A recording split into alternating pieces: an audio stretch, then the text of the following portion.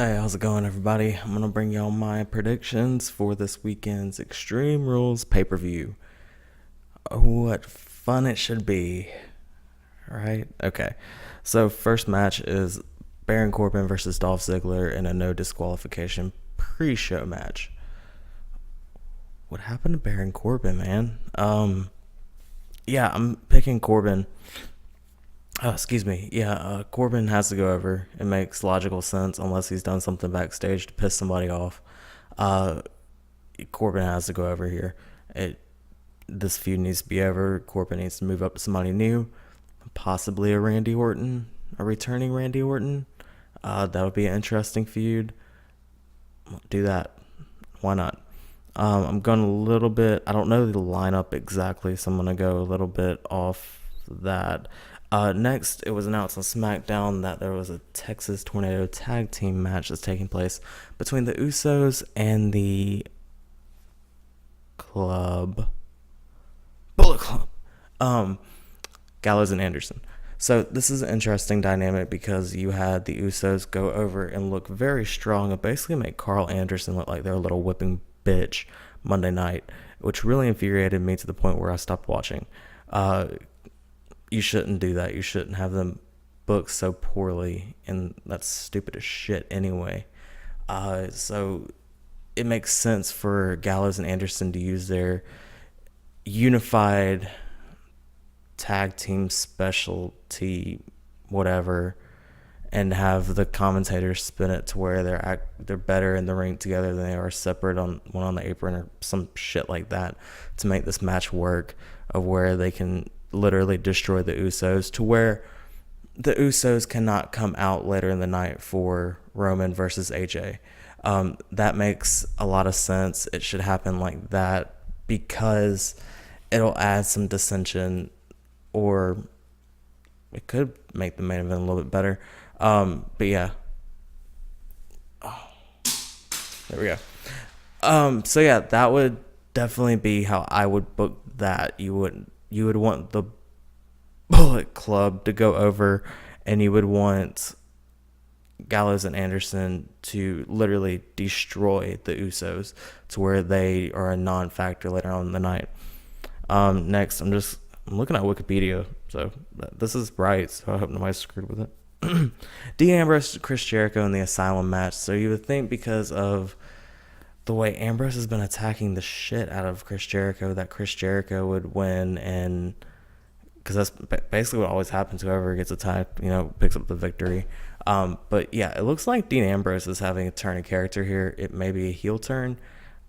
I don't know. A lot of people have been speculating that this is Chris Jericho's last WWE kind of run for a little while, that he's going to go on break, maybe go on tour.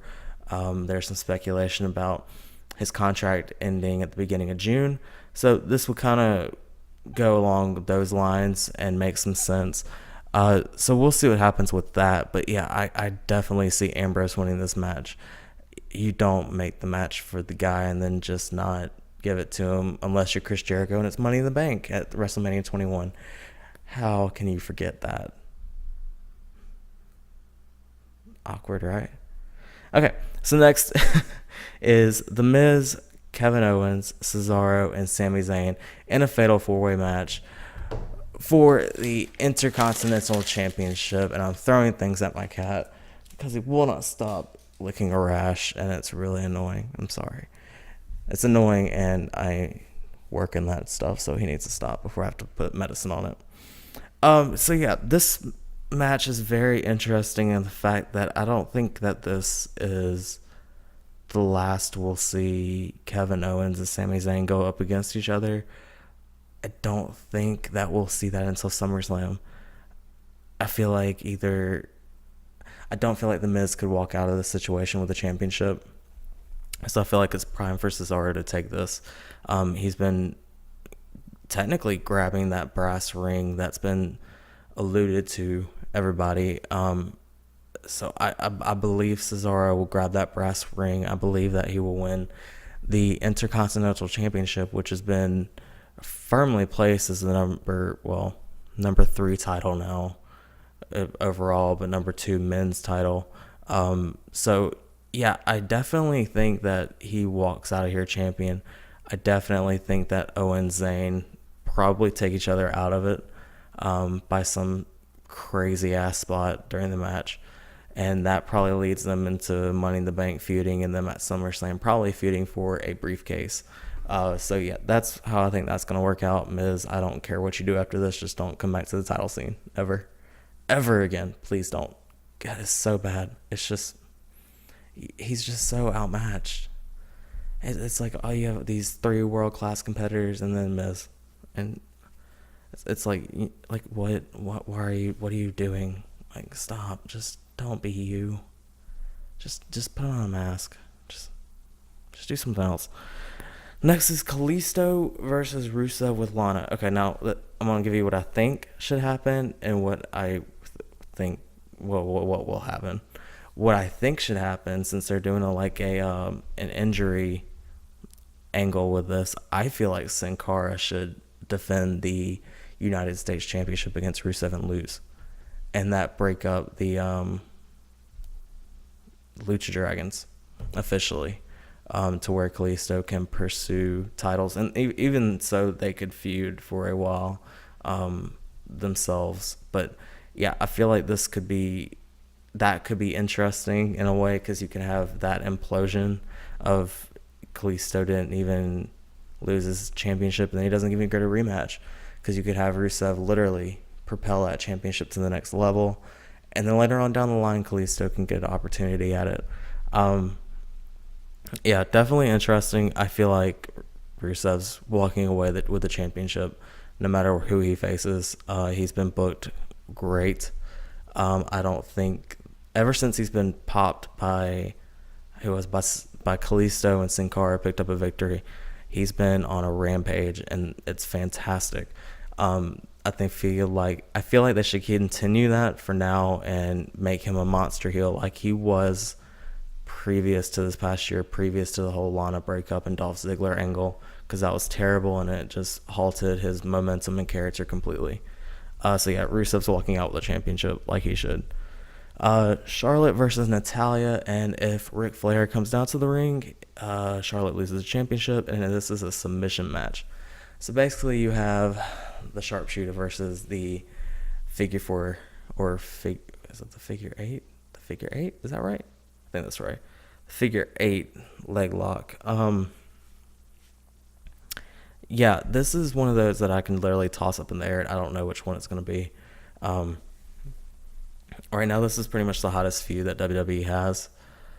Probably the hottest feud anywhere. And if you would have told me 3 months ago before WrestleMania that Natalya would be facing Charlotte for the championship and not somebody like Sasha Banks, I would have said you're crazy. This is great. It's great exposure for Natalya. It really gets to showcase her ability and her skills. I feel like if they're not going to take it off of Charlotte now, they won't for a while. So honestly, with that, I feel like Natalya is going to beat her, and that's going to break her and her father up. And or while Natalya has Charlotte in the sharpshooter, Ric Flair comes out, Charlotte loses the championship like that.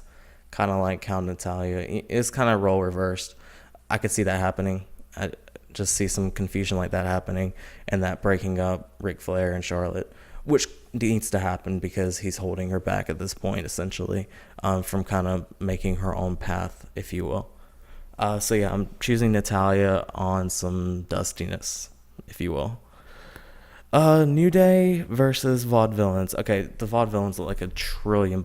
These guys have been booked like crazy in a very short amount of time, like legitimate threats.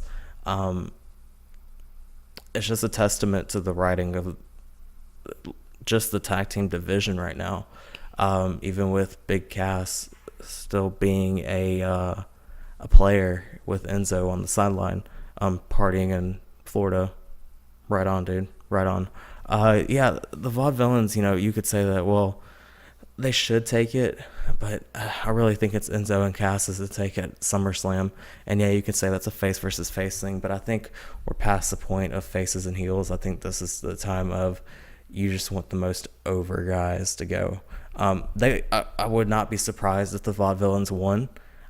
I wouldn't be upset if they won. That would definitely breathe a little bit of fresh air into the division, because you would have a different kind of gimmick leading the way, and you would kind of have a different kind of air in the atmosphere. But yeah, I see the New Day walking away, retaining. I feel like they should. But I don't feel like the Vaudevillians should be counted out here, nor down the line. Okay, so next is our main event, Roman Reigns versus AJ Styles. And like I said, I feel like this should be the family, as in Roman Reigns by himself versus the entire Bullet Club, which is AJ Styles, Gallows, Anderson, one versus all. His mantra, like he always says, because he's the man. I feel like they need to set that up, and I don't feel like you bring these three guys this far to have them stall, which I feel like is what's happened. Sorry, hit the mic because I'm getting so excited. You don't bring these guys this far to stall. You don't propel Gallows and Anderson to the main event level to stall. You don't propel AJ Styles, literally one of the best performers on the face of the planet, probably besides Shinsuke Nakamura, and you don't bring him up to stall. I don't foresee Finn Balor coming up. I don't foresee them turning. I feel like this is the prime opportunity. Like you had Roman Reigns retain. You had him retain right after WrestleMania, so he doesn't look weak. He hasn't looked weak. You have everyone gang up on him. You have AJ turn. There hasn't been a face. There hasn't been a heel. This is where the definitive heel comes in. This is where the you can call it the Stone Cold, if you will, comes in. And I feel like this is what AJ is going to do. I feel like he's going to revert back to his Bullet Club tendencies, which is fine. That's pretty much what this needs. That's what the story calls for going forward, unless they do bring Finn Balor up, which I don't think is going to happen. So yeah, I look forward to that. I am picking AJ to walk out with the championship. I foolishly think I picked that last time, which was wrong, because you can't have Roman losing his first title defense, but you can his second, and you should his second under these storyline circumstances. AJ's not getting any younger, and these guys are primed to take control of Monday nights. And you want to talk about a new era? That's a new era. That's definitely a new era, and that's a good way to call Finn Balor up. That's a perfect way to bring him into the fold.